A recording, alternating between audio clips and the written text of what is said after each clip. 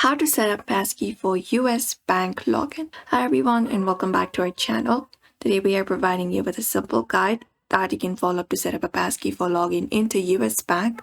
So let's just dive right into the video and get started.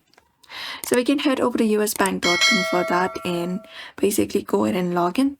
In the top right corner we can find a login option that we can click on, and we can normally sign in with our username and our password. Click on this login option and we should be able to sign in.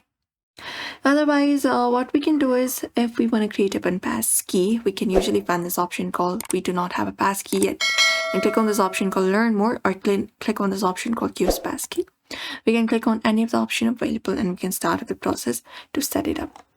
So first of all, what is passkey? We need to understand that. So passkey is something that basically lets us log in using our fingerprint, face ID, and device PIN. We do not need to type in a password each time. So we can set up a passcode, we can log in into our account, and once we are logged in, we can select the option for profile and security settings, and then select the option for login preferences, where we can find a section for passkeys or security options.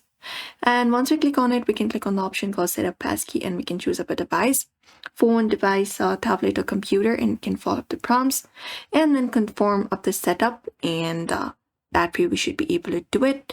And sometimes it may ask us to use a phone as a passkey. We'll need to scan up a QR code and approve it on our phone.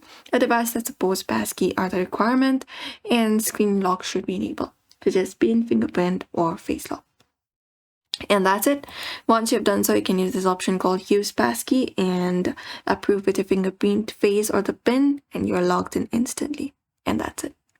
So that is it, everybody. For now, we can just head over and follow this method. So we hope this video was helpful. Make sure to give this video a like and also subscribe for more.